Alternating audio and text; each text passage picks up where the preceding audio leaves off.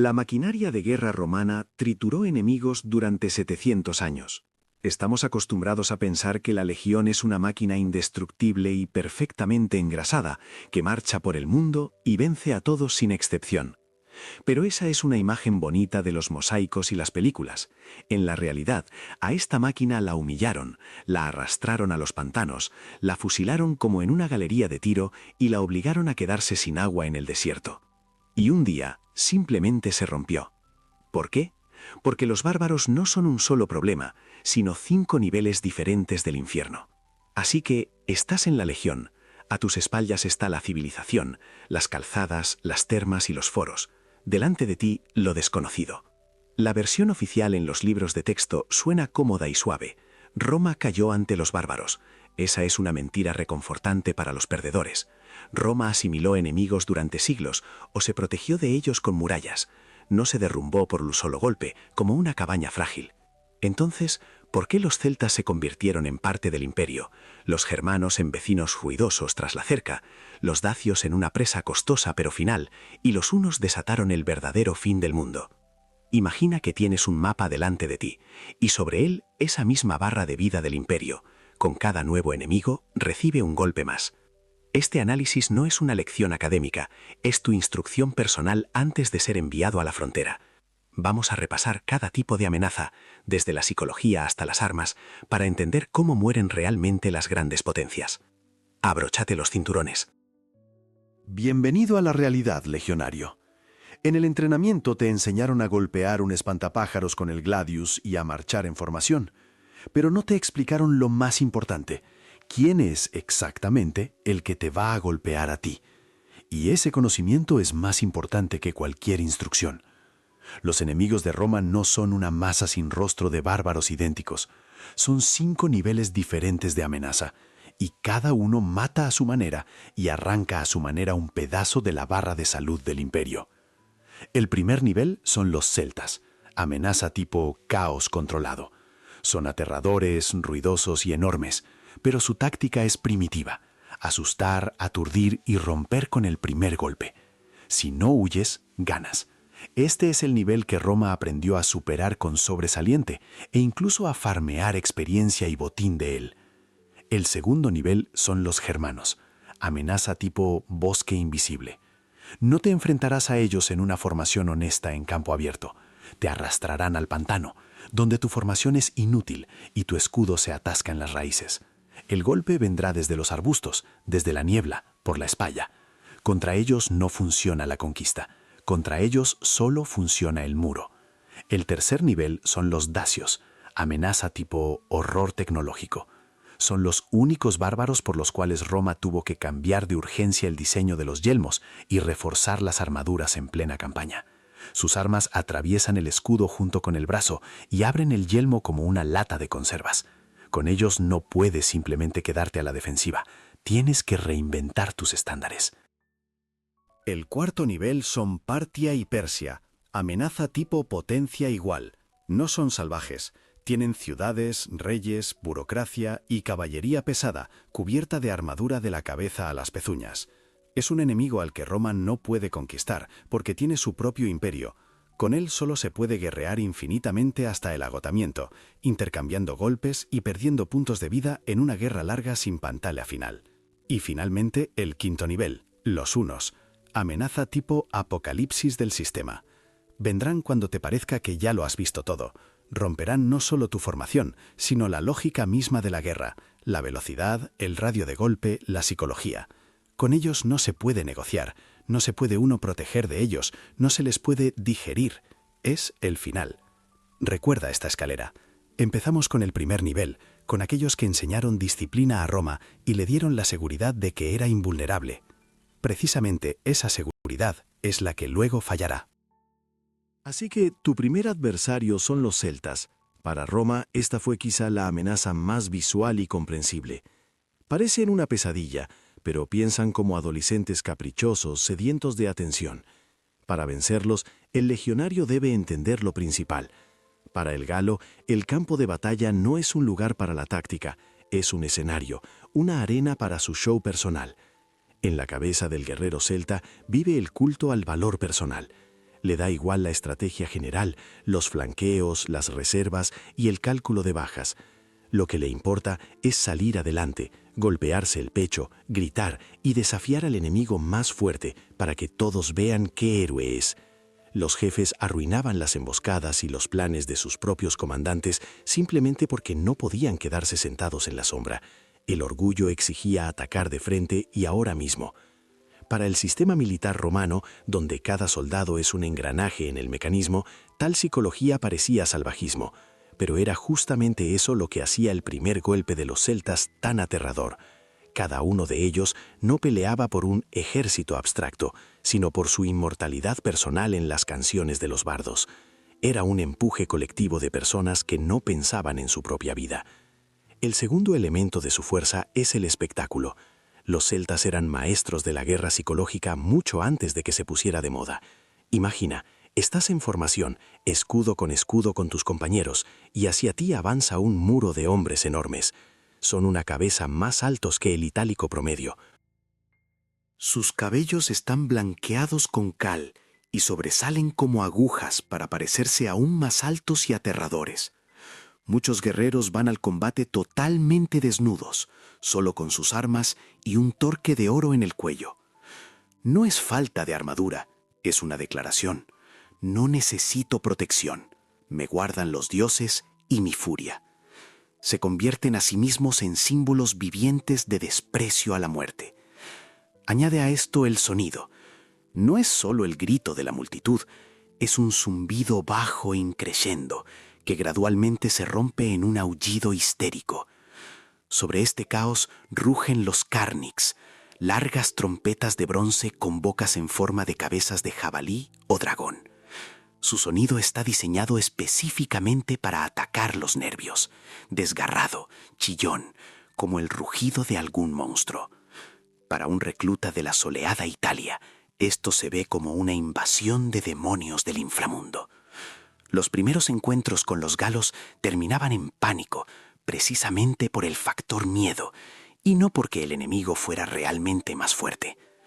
Crujidos, gritos, hombres enormes y desnudos con espadas. El cerebro dice, corre. Pero esta medalla tiene su otra cara. El show funciona solo una vez. Los veteranos romanos descifraron rápidamente este truco. Tras la fachada aterradora se esconde una falta crónica de disciplina. En cuanto el primer impulso de furia se estrella contra el muro de escudos, el garo se pierde. No sabe aguantar, no sabe reorganizarse y cae rápidamente en el desánimo si el enemigo se obstina en no huir. Los galos pasaron de ser monstruos invencibles a un comprensible primer jefe para Roma. Grita fuerte, pega duro al principio, pero se agota rápido si simplemente mantienes la formación y no cedes al pánico. Pero para resistir no basta solo con valentía, se necesita el equipo correcto y entender cómo funciona exactamente su arma y dónde está su punto débil. De esto hablaremos en el siguiente bloque. Para entender por qué perdieron los galos, mira sus armas. La herramienta principal del celta es la espada larga de tajo. Es un arma para un gigante. Para golpear con ella se necesita un amplio movimiento, se necesita espacio y se necesita fuerza bruta. En un duelo 1 contra 1, tal espada parte a un hombre hasta la cintura. En las canciones de los bardos es el arma ideal del héroe, un tajo, un enemigo abatido. Pero en la estrechez de una batalla masiva, esta ventaja se convierte en una trampa mortal para el propio dueño. A los propagandistas romanos les gustaba contar cuentos de que las espadas galas estaban hechas de mal hierro, se doblaban como hojalata y que los bárbaros supuestamente tenían que enderezarlas con el pie en pleno combate. Lo más probable es que esto fuera un mito para que los legionarios temieran menos al acero bárbaro, ya que los celtas eran excelentes herreros. Pero su arma tenía un problema táctico real. La espada larga requiere espacio, lo que significa tiempo y distancia. La táctica romana simplemente les quitaba ese espacio a los celtas. Los legionarios cerraban los escudos, acercándose cuerpo a cuerpo, convirtiendo la formación en un muro de hierro. En tal apretujamiento, el galo no puede tomar impulso. Mientras intenta levantar su pesada hoja sobre la cabeza, el romano hace una estocada corta con el gladius en el vientre o la ingle. El romano necesita 5 centímetros de espacio entre los escudos para matar. El galo necesita 1 metro de impulso. Las matemáticas vencieron a la furia. La táctica de los celtas también era de un solo uso. Se llamaba la primera carga. Imagina una ola viva de muchas toneladas que corre hacia ti con un solo objetivo: derribar la formación con masa física, como una tormenta derriba una cerca. Los celtas se lanzan sobre los escudos con todo el cuerpo, empujan, golpean, gritan, intentan volcar la primera línea de romanos.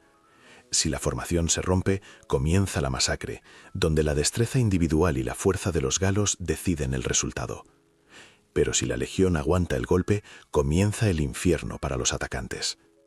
Roma contrapuso al heroísmo galo el sistema de rotación. La legión no es una multitud, es un mecanismo. Mientras las filas delanteras pelean y se cansan, las traseras descansan. A la señal del centurión, los combatientes cansados se retiran hacia atrás y los frescos dan un paso al frente, ocupando su lugar sin romper la formación. El galo, que lleva 20 minutos blandiendo una espada pesada y dejándose la piel físicamente, de repente descubre ante sí a un adversario totalmente fresco, luego a otro y a otro más. Para él esto es una pesadilla psicológica. Lucha al límite y ante él parece haber una cinta transportadora infinita de clones. Su fuerza y su furia se disuelven en el sistema. Los celtas se agotaban físicamente. Su furia daba paso a la fatiga y la fatiga a la desesperación. No peleaban contra personas, sino contra una máquina que no sabe lo que es estar cansado. La lección que Roma extrajo de la guerra con los celtas se convirtió en el cimiento de su doctrina militar. La disciplina y la organización siempre vencen al caos y al heroísmo personal. Los galos eran peligrosos, pero se les podía calcular. Se convirtieron en el compañero de entrenamiento ideal con el que Roma pulió su máquina hasta la perfección. Los vencimos y luego los hicimos ciudadanos nuestros. Galia se convirtió en provincia. Los galos se pusieron togas. Su élite entró en el Senado. La barra de vida del imperio después de este combate incluso pareció crecer. Obtuvimos nuevas tierras, impuestos, soldados. La amenaza del primer nivel fue eliminada. Roma decidió que ahora era invencible. Pero entonces las legiones entraron en los bosques oscuros de Germania, y las reglas del juego cambiaron para siempre. El segundo nivel en nuestra lista de niveles son los germanos. Y esta es ya una guerra completamente diferente. Si los celtas querían que los vieran y escucharan, los germanos querían permanecer invisibles. Las legiones romanas, acostumbradas a las marchas por las llanuras abiertas de Galia, de repente se encontraron en un mundo donde el propio espacio trabaja en su contra. Imagina la Germania de aquellos tiempos. No son campos ordenados y aldeas acogedoras. Es un océano infinito y primigenio de bosques y pantanos. Aquí no hay caminos rectos, no hay puntos de referencia claros. Detrás de cada árbol puede haber un enemigo. La táctica romana del muro de escudos aquí simplemente no tiene tiempo de desplegarse. La formación se rompe contra las raíces de los árboles. Los carros se atascan en el barro. Las piernas de los soldados se hunden en el pantano. La visibilidad cae a 10 metros. La legión, cuya fuerza está en la unidad y la densidad de la formación, se desmorona en cientos de grupos pequeños y hombres solitarios y asustados. Para el germano, este bosque es su casa. No llevan armaduras pesadas que se enganchen en las ramas e impidan correr. Se mueven en silencio, como sombras. Conocen cada sendero, cada barranco, cada pantano. Lo que el romano llama vileza, el germano lo llama casa. El choque principal ocurrió en el bosque de Teutoburgo. 3 de las mejores legiones de Roma, casi 20.000 hombres, fueron aniquiladas no en una hermosa batalla general, sino en una carnicería extendida por kilómetros bajo una lluvia torrencial. Estiraron la columna, la rodearon, la cubrieron de lanzas y la remataron por partes. Los legionarios ni siquiera pudieron formarse en un orden de batalla completo. Los exterminaron y persiguieron durante 3 días, y el bosque quedó sembrado de cuerpos de los caídos. Para Roma, esto no fue solo una derrota militar, fue un colapso nervioso del sistema. Los germanos crearon la imagen de fantasmas del bosque. Los historiadores romanos, como Tácito, los describían como hombres altos y feroces con ojos azules helados, que no temen ni al frío ni al dolor. Con el tiempo, esta imagen se mitificó. Los legionarios empezaban a temer no tanto a la espada, sino al bosque mismo. Cada susurro, cada sombra, podía significar la muerte. Los germanos mostraron a Roma su límite principal. La legión es todopoderosa solo donde hay espacio para la formación y la maniobra. En el bosque, la disciplina pierde ante el conocimiento del terreno. Pero Roma no sería Roma si simplemente hubiera huido. El imperio intentó adaptarse y entender cómo guerrean estas sombras. Y resultó que su guerra no es un caos, sino su propio sistema lógico de emboscadas y golpes. Veamos cómo exactamente los germanos rompían los huesos romanos. Su arma principal no es la espada, sino la framea. Es una lanza corta con una punta estrecha y afilada, la herramienta ideal para el combate en la estrechez y en emboscadas. Con ella se puede apuñalar como con un puñal o se puede lanzar a la carrera. Mientras el romano intenta girar su pesado escudo entre los árboles, ya le vuela una framea. Acertó y desapareció al instante en los arbustos. Su táctica es el golpe de relámpago. Los germanos usaban la formación de cabeza de jabalí o cuneus. Es una cuña compacta que sale repentinamente del bosque, se clava en la columna estirada de los romanos en un punto, la perfora en profundidad, siembra el pánico y al momento se dispersa, disolviéndose uno por uno en el bosque. Golpearon, mataron a una decena o dos, quemaron el convoy, se llevaron prisioneros y desaparecieron. Los romanos llamaban a esto la guerra con fantasmas. No ves al enemigo hasta que ya está al lado. Y no puedes perseguirlo, correrá hacia donde tú te ahogarás en el barro y te atascarás con tu armadura. Era una guerra de nervios. Los legionarios dormían con la armadura puesta, los convoyes ardían. Cada salida a por leña se convertía en una operación especial con escolta. La máquina romana, afilada para caminos rectos y grandes batallas, comenzaba a patinar en estas condiciones. Los generales comprendieron una cosa terrible. La conquista de Germania cuesta más cara que la propia Germania. Aquí no hay ciudades ricas con templos de mármol, no hay minas de oro, solo barro, bosque y hombres enfadados con lanzas que no quieren convertirse en contribuyentes. ¿Para qué gastar legiones y oro por un pedazo de pantano? Y entonces Roma tomó una decisión histórica. En lugar de vencer, el imperio decidió amurallarse. Así apareció el limes, un sistema gigante de terraplenes, fosos, torres y empalizadas que se extendía por cientos de kilómetros. En el mapa del imperio apareció la primera cicatriz gigante. Esto fue una admisión de derrota envuelta en el bonito envoltorio de la estrategia. Roma dijo de facto: no podemos conquistarlos. Simplemente construiremos una cerca, pondremos guarniciones allí y haremos como que no existís. La barra de vida del imperio después de los germanos no se desplomó de inmediato, pero en ella apareció un debuff constante: fuga de recursos. Durante siglos hay que mantener legiones, dinero y atención junto a este muro, simplemente para que detrás de la cerca no pase nada. Es una herida crónica. Los germanos se convirtieron en el primer enemigo que Roma no pudo digerir y convertir en ciudadanos. Los dejaron cocerse en su propia salsa detrás del muro. Y ese fue un error fatal. Porque detrás de ese muro, en la oscuridad de los bosques, estas tribus comenzaban a cambiar, a unirse, a aprender de Roma desde lejos y a esperar su momento. Pero mientras en el norte construían la cerca, en el este apareció un nuevo problema. Allí los bárbaros tomaron en sus manos no lanzas, sino un arma que parecía la muerte misma. Tercer nivel de amenaza: los dacios. Aquí pasamos de la astucia y el terreno a la mecánica de combate pura y despiadada. Si los celtas tomaban por la furia y los germanos por el bosque y los nervios, los dacios tomaron en sus manos una herramienta que convirtió al legionario romano en una lata de conservas. Su nombre era falx. Imagina una guadaña a la que le han curvado la hoja hacia adelante. Un monstruo a dos manos con un mango largo y una hoja curva, afilada por el lado interior. No es un arma de esgrima para duelos bonitos, es una herramienta creada para mutilar y romper la defensa. El golpe del falx funciona por el principio del gancho.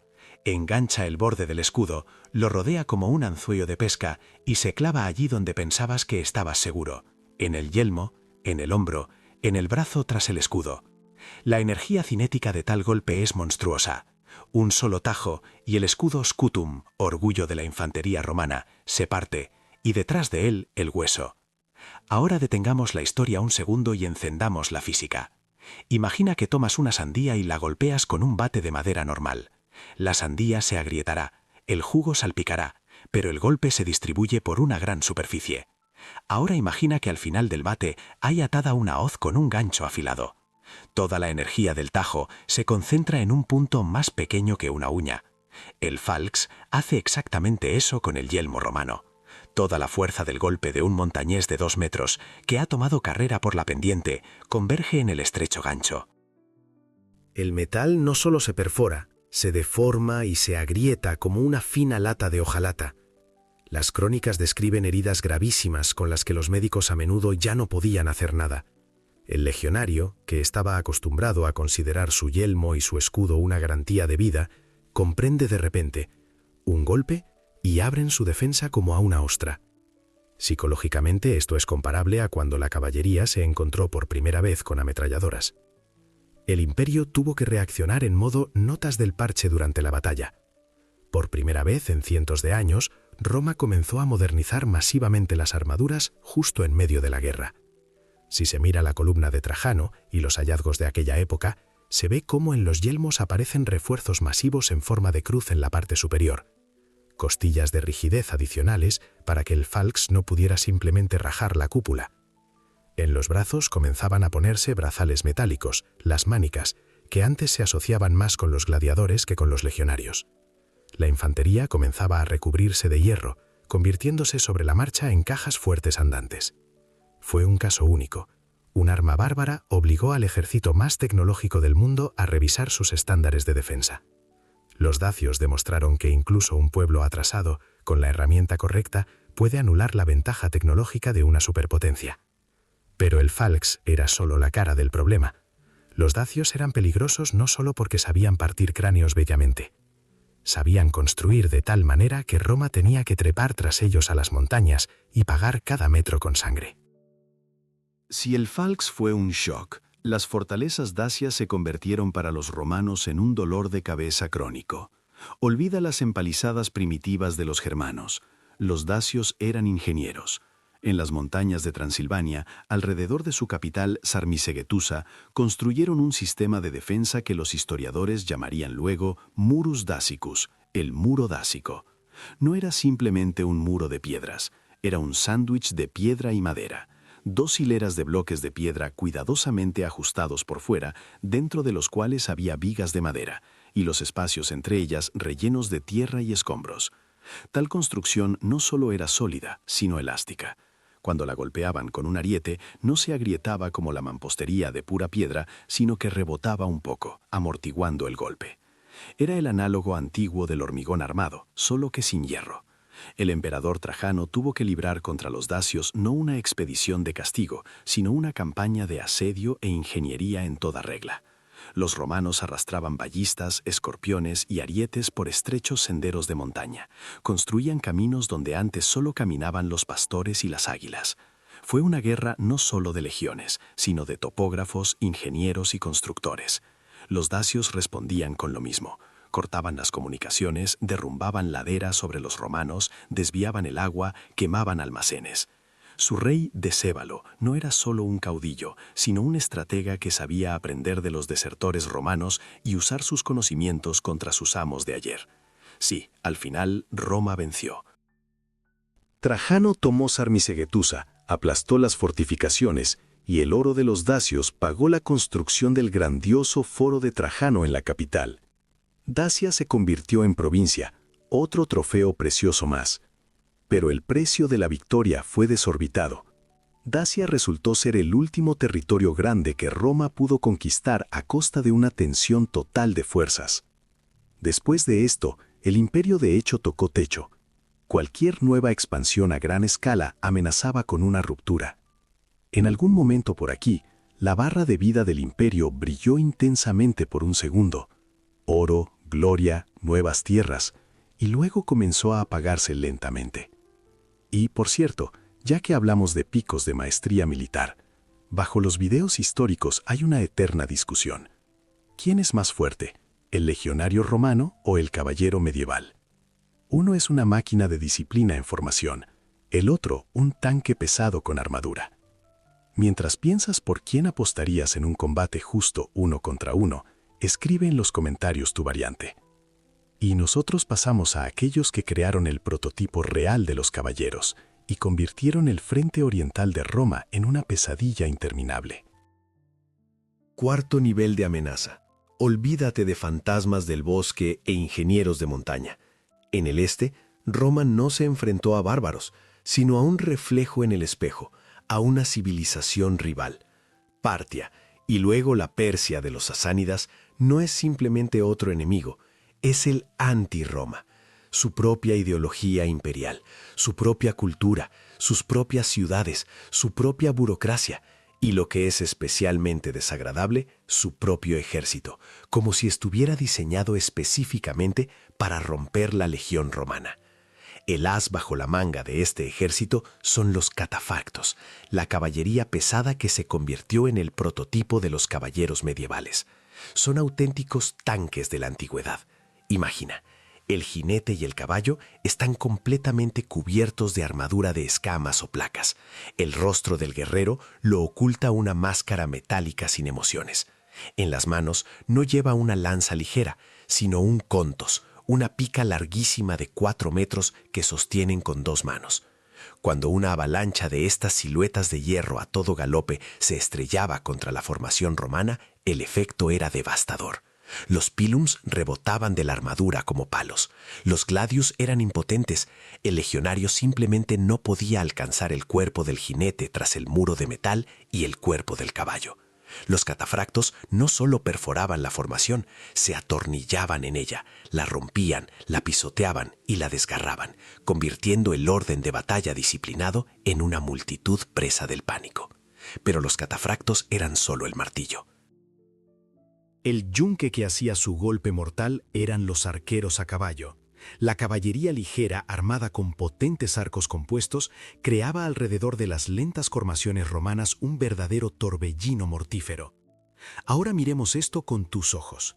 Estás en el desierto de Mesopotamia, calor de 40 grados. Llevas un yelmo de hierro, coraza, escudo, estás en tu propio horno. El sudor corre a los ojos, la boca está seca. Y de repente suena un chasquido seco. 1, 10, 100, miles. Levantas el escudo y al momento siguiente una flecha se clava en él de tal manera que atraviesa la madera de lado a lado y se te clava en el brazo. Dolor. El brazo está literalmente clavado al escudo. Intentas arrancar el astil. No puedes. Alrededor pasa lo mismo con tus compañeros. Intentas pasar al ataque, pero los arqueros a caballo simplemente se alejan, continuando disparando por encima del hombro. El legendario disparo parto. Intenta alcanzar a un caballo cuando te has cargado medio quintal de hierro encima. No puedes alcanzar al enemigo, no puedes atrapar al enemigo, no puedes esconderte del enemigo. Solo puedes estar en formación, cerrar los escudos sobre la cabeza convirtiéndote en una enorme tortuga y esperar. 1 hora, 2, un día. Los escudos tiemblan por los impactos de las flechas, bajo los pies resbala la sangre. La gente cae no solo por las heridas, sino también por el calor y la sed. Esto no es una batalla, es una destrucción lenta, extendida por horas. Así es como se vio para los romanos la catástrofe en Carras. El general Craso, uno de los hombres más ricos de su tiempo, fue a la campaña por gloria fácil y trofeos y terminó en este infierno. Él mismo se suicidó durante unas negociaciones fallidas cuando la situación se salió de control. A su cabeza cortada, según la leyenda, la llevaron al rey Parto y ya muerto le vertieron oro fundido en la garganta. Deseabas oro, tenlo por completo. Fue un símbolo no solo de venganza personal, sino sistémica. Carras le mostró a Roma algo terrible. Su máquina de guerra no es universal. Hay un teatro de operaciones donde sus reglas no funcionan. y hay un enemigo que no piensa desaparecer después de 1 o 2 campañas fallidas. La guerra en el este se convirtió para Roma en un día de la marmota de pesadilla. Durante siglos, el guión se repitió casi sin cambios. Roma reúne un ejército enorme, gasta un montón de oro, invade Mesopotamia, destroza fortalezas fronterizas, a veces incluso toma la capital Ctesifonte, anuncia una gran victoria y luego comienza el camino de vuelta. Enfermedades, emboscadas, almacenes quemados, caballería enemiga que no deja descansar ni de día ni de noche. Y tras un par de años de esa marcha solemne regresa la mitad del ejército, si hay suerte. ¿Por qué 2 superpotencias no podían destruirse mutuamente? La primera razón, logística y clima. Guerrear en Europa es una cosa, ríos, bosques, campos fértiles, clima relativamente suave. Allí el ejército puede alimentarse por el camino. Guerrear en el desierto sirio y Mesopotamia es algo totalmente distinto. Para llevar legiones a través de la tierra desnuda y quemada hacia el Tigris y el Éufrates, se necesitan reservas monstruosas de agua y comida. Las columnas se extienden por kilómetros. Cada barril de agua vale su peso en oro. El ejército romano, acostumbrado a la infantería pesada y a las marchas a pie, perdía la capacidad de combate por el calor y la sed más rápido que por las flechas enemigas. El ejército persa, en cambio, operaba en su territorio, apoyándose en una red de oasis, fortalezas y almacenes. Para ellos, esta geografía no era un enemigo, sino un aliado. La segunda razón, la estructura de la propia potencia persa. Esto no es Galia, donde basta con matar al caudillo y ganar un par de batallas clave. Partia y Persia son estados completos con burocracia, impuestos, guarniciones y toda una red de ciudades fortificadas. Incluso si los romanos tomaban la capital, el rey persa se retiraba a la profundidad del país, a la meseta, reunía allí un nuevo ejército y regresaba. La profundidad estratégica de Persia era tal que Roma simplemente no podía tragársela. Al final, el frente en el este se convirtió en un pesado clinch de boxeo. 2 pesos pesados hacia el 12º asalto están de pie en el ring, asfixiándose, pero nadie puede mandar al otro a noquear. Continúan intercambiando golpes y con cada golpe caen monedas del tesoro y sangre de las legiones. Esta guerra no traía a Roma ni nuevas provincias ni ingresos estables. Succionaba las mejores tropas, generales talentosos y dinero. Emperadores como Juliano el Apóstata perecían en estas interminables campañas orientales. La barra de vida del imperio aquí no se rompía bruscamente, como en Teutoburgo. Se escurría lenta e inevitablemente. El frente oriental se convirtió en un agujero negro en el que volaron recursos durante siglos. Y fue precisamente esta fuga a largo plazo la que hizo al imperio vulnerable. Cuando desde el norte y desde la profundidad de las estepas llegó la verdadera desgracia, resultó que simplemente no había fuerzas para un nuevo esfuerzo.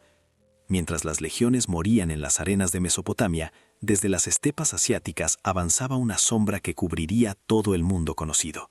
5º nivel de amenaza. Esa fuerza que no reconoce ni fronteras, ni tratados, ni reglas. 5º nivel, los hunos. Y esto ya no es simplemente un desafío militar, es una cuestión de supervivencia de pueblos enteros.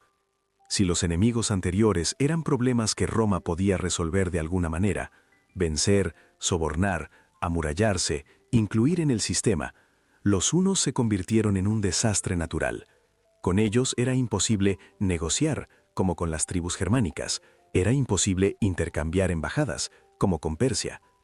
Vinieron como de la nada, desde las estepas infinitas de Asia Central, empujados por el cambio climático, la sequía, el hambre. Y junto con ellos trajeron tal nivel de violencia y velocidad que Europa aún no había visto. Los autores romanos los describen casi no como personas, sino como seres de otra especie. Amiano Marcelino escribe con horror que están como pegados a sus caballos. Y esto no es solo una bonita metáfora. El huno comía, dormía, cazaba, guerreaba e incluso negociaba sin bajarse de la silla. Para el romano, que consideraba a la caballería como un arma auxiliar alrededor de la fuerza principal, la legión, esto fue un choque cultural. Ante él apareció una civilización donde la infantería prácticamente no existía. donde todo el pueblo es caballería. La principal arma de los hunos es la velocidad.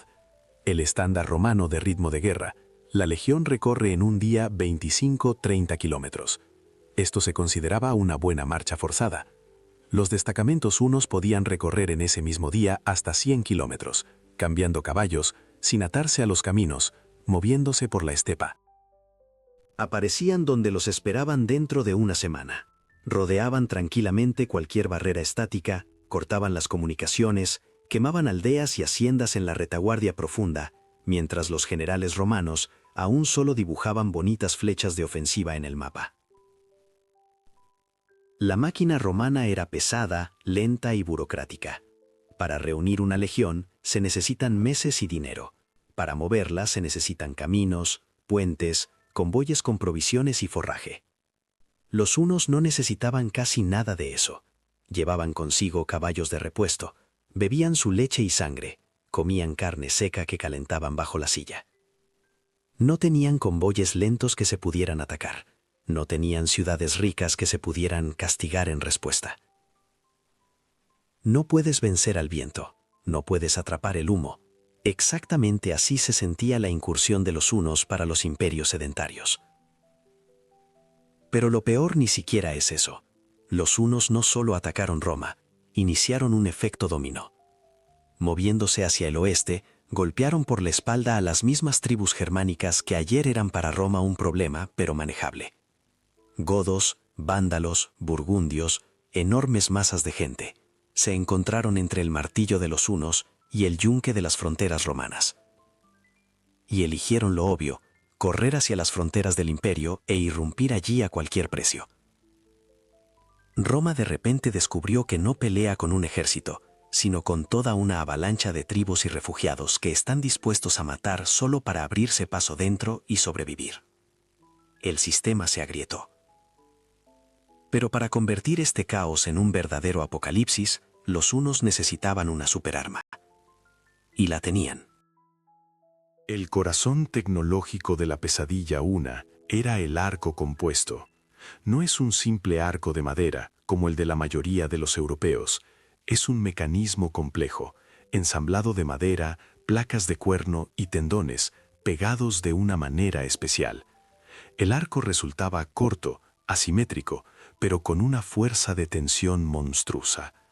Una flecha de tal arco podía atravesar una cota de malla romana a una distancia decente, pero lo principal, los hunos sabían disparar con él magníficamente, a todo galope, en todas direcciones, incluso hacia atrás, girando el cuerpo sin bajar la velocidad. Imagina esto con los ojos de un romano. En el horizonte se levanta una nube de polvo. Oyes el zumbido de los cascos. Te formas, levantas el escudo. Esperas que ahora se estrelle contra ti una carga de caballería. Para esto aún estás preparado. Pero los jinetes no chocan. Comienzan a dar vueltas alrededor, sin dejarte acercar a distancia de golpe. Y entonces el aire se llena de silbidos. El cielo se oscurece por las flechas. Los hunos no se meten en combate cuerpo a cuerpo mientras no les sea ventajoso. Desgastan, giran alrededor de la formación como una manada de depredadores alrededor de un animal herido, fusilándolo metódicamente y con impunidad. La legión romana, acostumbrada al combate honesto, escudo contra escudo, de repente se encuentra siendo un blanco en una galería de tiro. No puedes alcanzar al enemigo con la espada. No puedes alcanzarlo, blindado en hierro.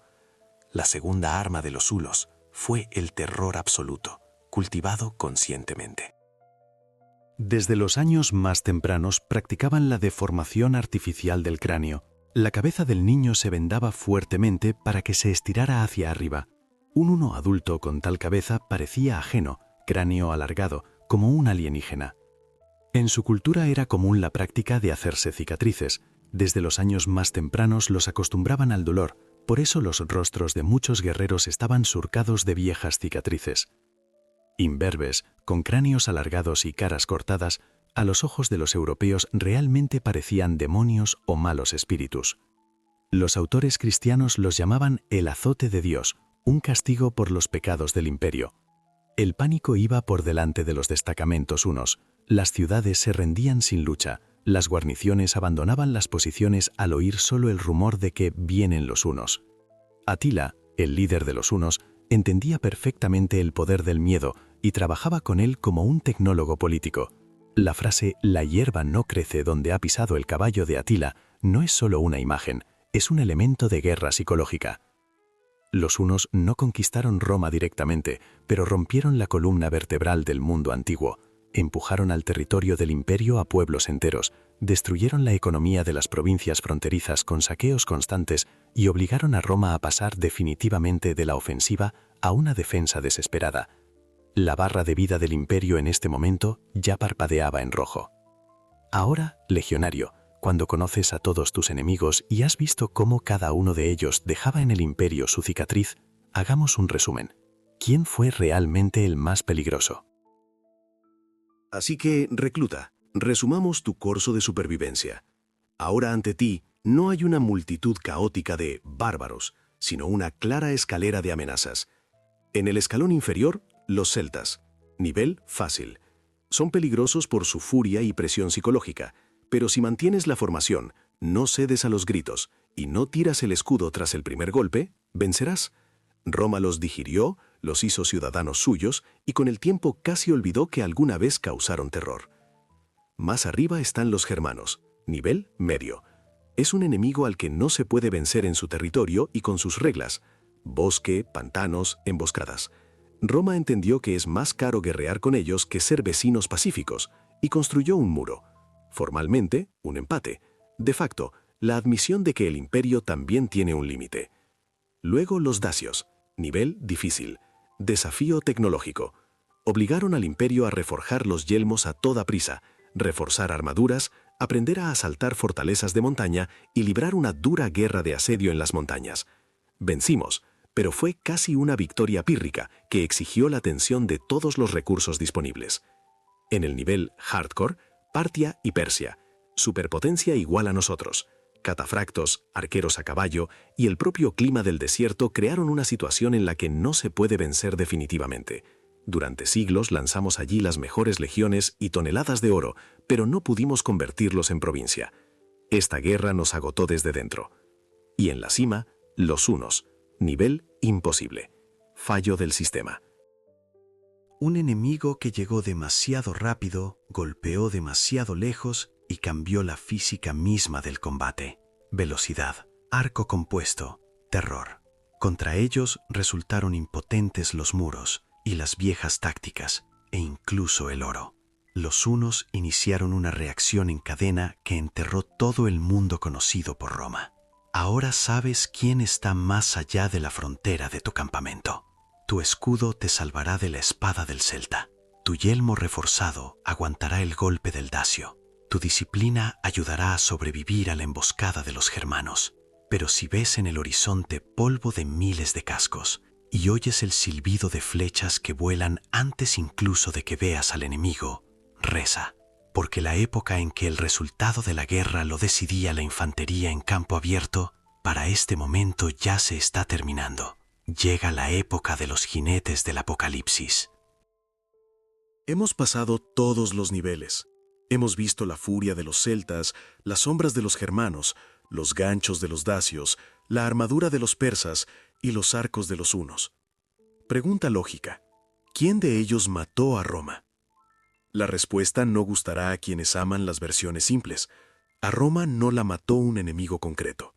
A Roma la mató una secuencia perfecta de golpes sobre un sistema sobrecargado. La historia de la caída del imperio no es un duelo uno contra uno, es un modo boss rush, donde los jefes salen a la arena uno tras otro, sin un verdadero respiro, hasta que al jugador se le acaban las vidas y la barra de salud se va al rojo y se pone a cero. Primero los celtas enseñaron a Roma a no temer a la furia y mostraron que la disciplina vence al caos. Absorbimos su energía, sus élites, su tierra. El imperio se hizo más rico y parece que aún más fuerte. Luego los germanos mostraron el límite de nuestra expansión. Construimos el limes, una cicatriz gigante a través de toda Europa. Esta cicatriz empezó a supurar. Durante siglos, Roma se vio obligada a mantener en el Rin y el Danubio ejércitos enormes, gastando recursos colosales simplemente para que no pasara nada. Fue una enfermedad crónica, una sangría interna silenciosa. Paralelamente, Partia y Persia convirtieron el este en un agujero negro. Allí se quemaban dinero, legiones y ambiciones. Peleábamos, tomábamos ciudades y volvíamos a retirarnos sin nada, excepto una larga lista de muertos.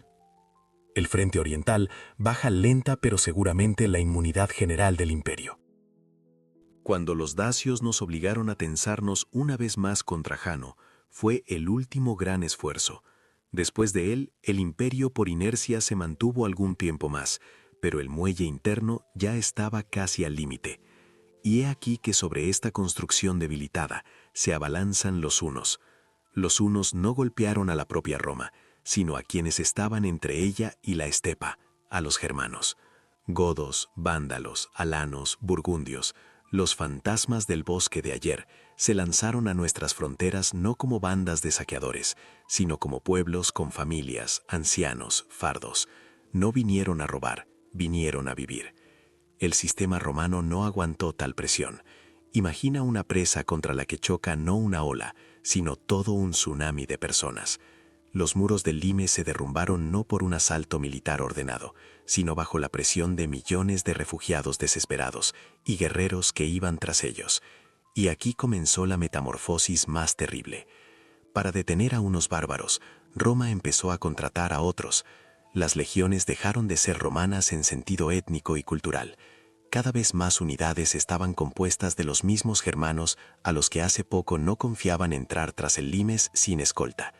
Aparecieron los federados, contingentes bárbaros al servicio de Roma, formalmente subordinados, de facto huéspedes armados sin los cuales el frente simplemente no se podía mantener. El enemigo penetró dentro del sistema. El general romano Estilicón era vándalo. Odoacro, que quitó la corona al último emperador de Occidente, era germano. Alarico, que por primera vez en 800 años tomó y saqueó la propia Roma, era un godo que durante mucho tiempo simplemente quiso obtener un cargo legal en el ejército romano y tierra para su pueblo. En esto está la ironía. Los celtas fueron el calentamiento, Partia el compañero de entrenamiento, los hunos el catalizador del caos, pero remataron al imperio al final esos mismos fantasmas del bosque, los germanos, a los que Roma una vez decidió no conquistar, sino separar de sí con un muro y olvidar. El muro no salvó.